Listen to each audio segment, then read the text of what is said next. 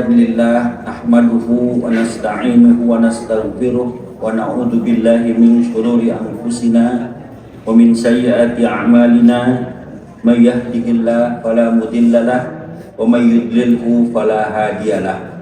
Asyhadu an la ilaha illallah wa asyhadu anna Muhammadan abduhu wa rasuluh alladzi la nabiyya ba'dah. Jamaah Masjid Baitul Mukmin yang Allah muliakan, alhamdulillah pada malam hari ini, malam kelima insya Allah kita dapat melaksanakan sholat isya berjamaah, dan mudah-mudahan kita juga bisa melaksanakan sholat tarawih, dan besok kita bisa melaksanakan ibadah saum kita. Tentu ibadah saum yang betul-betul bisa kita lakukan atas dasar keikhlasan, atas dasar niat karena Allah Subhanahu wa Ta'ala. Tidak ada lain kecuali hanya kita menghadap ridha Allah Subhanahu wa Ta'ala. Salawat serta salam semoga Allah senantiasa limpahkan pada baginda Nabi besar Muhammad sallallahu alaihi wasallam, pada para keluarganya, para sahabatnya, dan mudah-mudahan juga kita termasuk di dalam. Amin ya Allah ya rabbal alamin. Jamaah sekalian, malam hari ini saya berdiri malam ketiga. Di awal kita berjumpa, kita membahas tentang keutamaan saum, di mana cita-cita kita adalah ingin menjadi la'allakum tattaqun. Jadi derajat takwa itu tidak diberikan begitu saja oleh Allah Subhanahu wa Ta'ala, tapi ada upaya daripada manusia, sehingga menggunakan kata-kata la'allakum tattaqun. Itu bentuk harapan, yang mana harapan itu insya Allah akan terwujud ketika ada upaya daripada manusia. Ketaatan kita hari ini, dan mudah-mudahan ketaatan kita sampai nanti kita ada kesempatan hidup di dunia ini, tidak ada lain menjadi insan-insan yang muttaqun. Bapak Ibu sekalian, kemarin juga kita berbicara berkenaan dengan pentingnya kita mendidik keluarga. Begitu berat tugas kita sebagai khalifah fil ardi, Allah berikan kepada pundak manusia sebagai khalifah.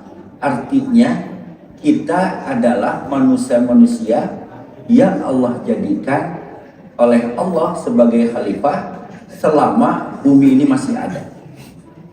Kekhalifahan diberikan kepada Adam, kemudian Adam beranak pianak, dan kitalah yang memakmurkan dunia. Tentu bahwa Allah juga memberikan pirantinya, memberikan alat, memberikan bekal kepada manusia, di mana manusia itu dilahirkan dalam ketidaktahuan, tapi Allah berikan as-sam'a wal absar wal afidah. Ada potensi pendengaran, ada potensi penglihatan, dan yang paling penting yang tidak diberikan kepada makhluk yang lain itu ada akidah. Keyakinan kita inilah yang berada di dalam hati kita. Kalau di dalam hadis dikatakan bahwa pada diri manusia ada segumpal darah, di mana darah itu ada pada diri manusia, dan itulah yang dikatakan qalb. Sehingga kita sering berdoa, ya muqallibal qalb, tsabbit qalbi ala dinikal haq. Wahai yang maha memutarbalikan hati, tetapkanlah keteguhan hatiku dalam keadaan Islam. Nah, keadaan Islam bisa menjadi khalifah ini tentu harus kita upayakan. Kehidupan manusia yang mana kita semua lahir, kita dibesarkan di dalam keluarga, keluargalah yang memberikan pengalaman pertama. Bagaimana kita bisa menjadi manusia untuk bisa berbakti kepada Allah Subhanahu wa Ta'ala, menjadi insan-insan muttaqun, itu adalah dibentuk dari sejak kita lahir. Katakan saja keberadaan kita hari ini kita lahir dari ibu yang berbeda, dengan ayah yang berbeda, dengan pola pendidikan yang berbeda-beda. Apa yang kita lakukan, apa yang menjadi sikap hidup kita, ini banyak sekali dipengaruhi dan bahkan secara keseluruhan diperkenalkan pertama kali di dalam rumah. Artinya apa? Bapak dan Ibu sekalian, jamaah, bahwa kita harus mempunyai standar, bahwa kita harus mempunyai perhatian yang begitu keras, bahwa rumah tangga ini adalah merupakan unit kecil tapi yang akan memberikan pengaruh-pengaruh. Baiknya suatu kaum, baiknya suatu bangsa itu akan lahir dari keluarga-keluarga yang baik. Nah, dalam saat ini mari kita melihat Bapak dan Ibu sekalian, apa sih konsep Islam tentang berkeluarga? Ya, keluarga ini adalah merupakan institusi utama dan pertama. Dalam istilah sains disebutkan al-madrasatul ula. Semua kita manusia dilahirkan di dalam rumah tangga, dan rumah tangga itulah adalah madrasatul ula. Dari sejak tidak tahu, la ta'lamuna syai'an tadi berbeda dengan kehidupan binatang. Binatang dilahirkan hanya beberapa saat lagi saja dia bisa hidup dengan sendirinya, dan itu alam yang mengajari. Manusia bukan hanya diajari dengan alam, tapi bagaimana sentuhan, sehingga ada prinsip-prinsip bahwa di dalam keluarga, keluarga berperan sebagai tempat pendidikan utama atau berfungsi sebagai tarbiyah bagi kehidupan manusia. Apa yang diajarkan? Tentu tidak langsung diajarkan itu hal-hal yang begitu berat, tapi bagaimana dibangun rasa kasih sayang. Bapak-bapak, ibu-ibu, saudara-saudara sekalian, saya yakin kita semua merasakan betapa indahnya kasih sayang yang kita terima dari orang tua. Dan ketika kita beranjak tua seperti hari ini, betapa rasa sayang kita kepada anak cucu kita.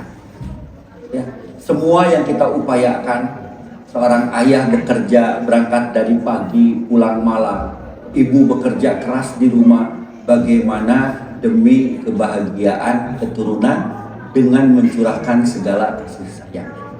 Transaksinya bukan transaksi jual beli, transaksinya bukan transaksi yang sifatnya menguntungkan.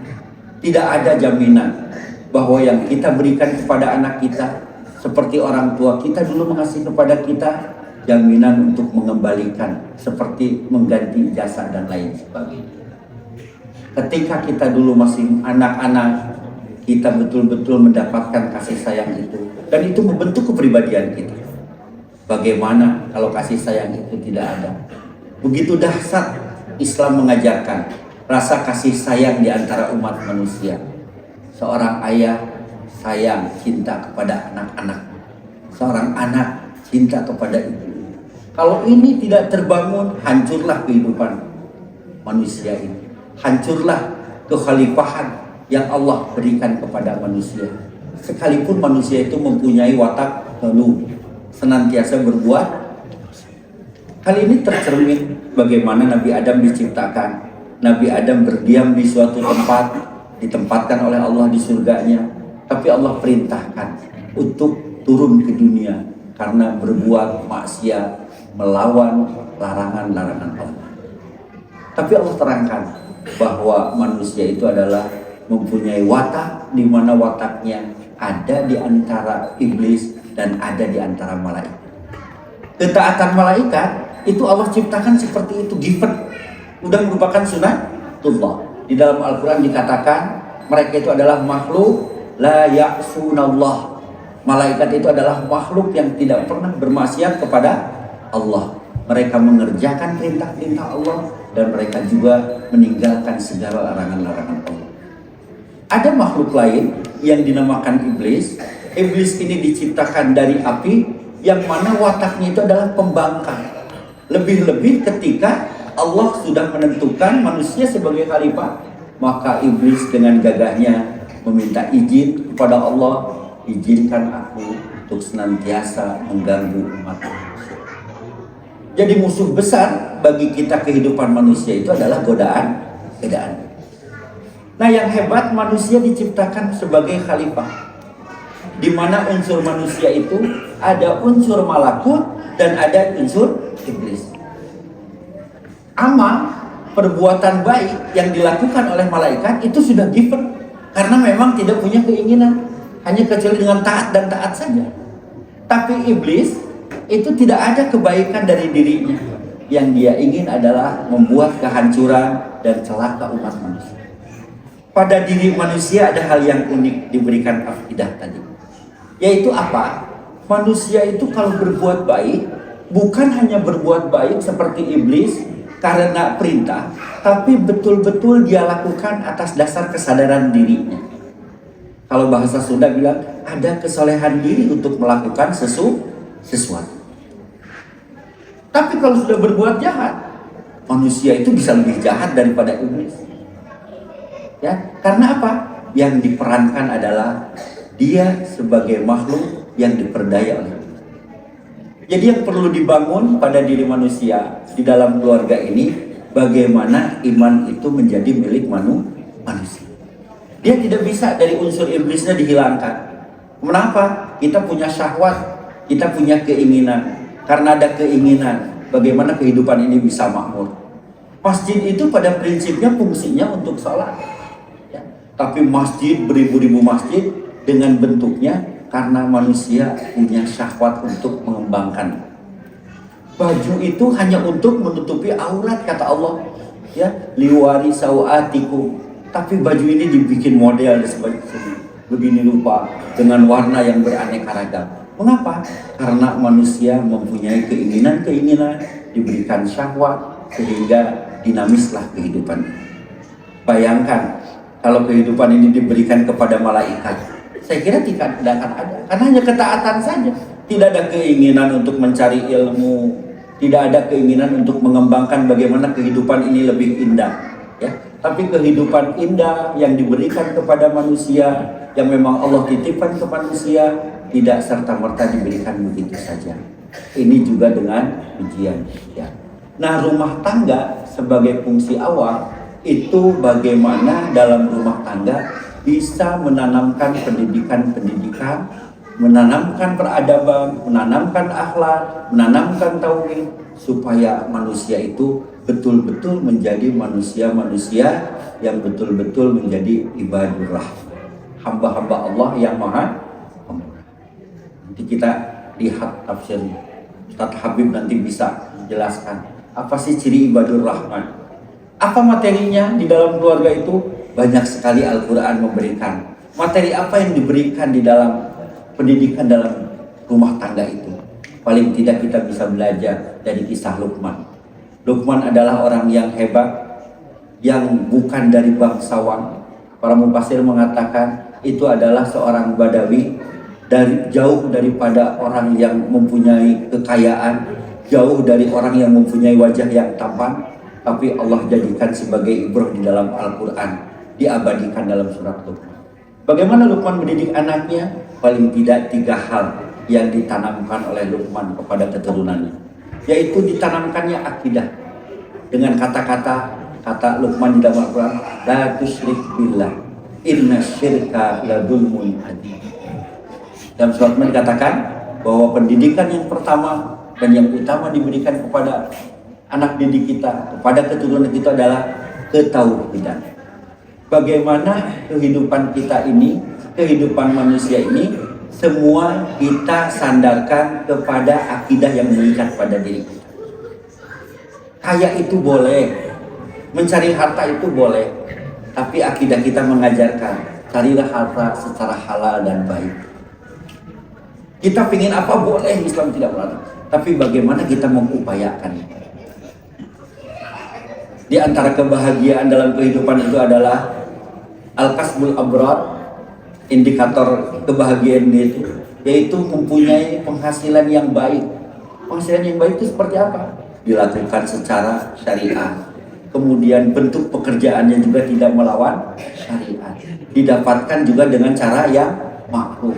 Ketika didapatkan juga dimanfaatkan secara makruh. Ini ajaran. Kemudian yang kedua, pokok inti dalam pendidikan di dalam keluarga itu ialah yaitu ajarkan kepada mereka syariah, hukum. Mengapa? Karena hidup kita ini tidak bisa lepas dari aturan. Ada aturan-aturan hidup yang harus kita lakukan dan yang harus kita jalankan di kapan saja, di mana saja. Di dalam rumah ada orang tua, maka sudah seyogyanya orang tua menyayangi putra-putri. Ada anak, sudah seyogyanya anak hendaknya bertobat, hormat kepada orang tua. Maka dikatakan al-auladul abrar. Betapa bahagia di dalam rumah tangga ada seorang ayah yang bertanggung jawab, ada ibu yang bisa menanamkan kasih sayang, ada putra yang senantiasa taat kepada kedua mereka dan semua menjalankan perintah-perintah Allah. Inilah yang harus ditanamkan. Kemudian yang ketiga adalah akhlak. Akhlak ini adalah 3 hal. Fondasi ajaran kita ada akidah, ada syariah, ada akhlak. Ini hendaknya ditanamkan di dalam keluarga, diajarkan. Tentu kita ajarkan dengan banyak kesabaran. Allah mengatakan wa'mur ahlaka bis-shalat wastabir 'alaiha. Di antara perintah yang harus ditegakkan oleh Allah, perintahkanlah keluargamu untuk melakukan ibadah salat. Wastabir 'alaiha, dan bersabarlah kamu dalam mengajarkan. Kata-kata istabir itu lebih daripada sabar. Artinya adalah sesuatu hal yang berat, bukan sesuatu hal yang gampang.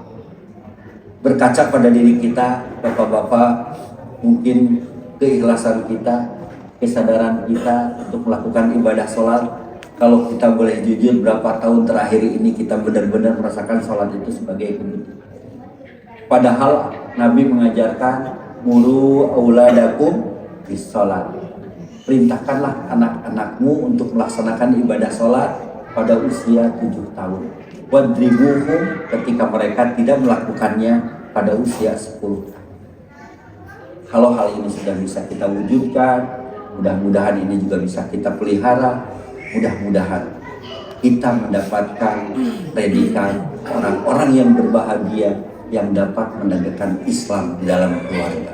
Kalau Islam sudah menjadi milik para keluarga, maka insya Allah kehidupan kita juga akan nyaman.